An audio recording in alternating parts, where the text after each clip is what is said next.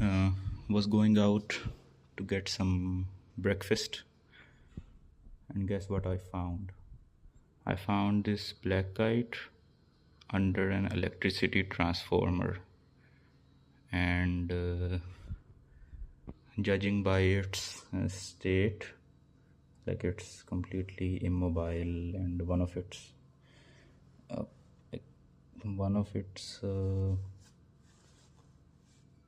legs are only moving.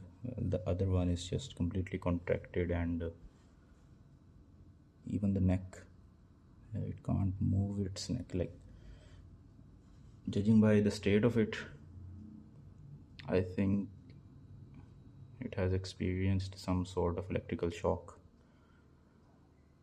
I asked a vet near me, and it was very kind of him to tell me that to leave it be and to leave it as it is for some time and give it something to feed.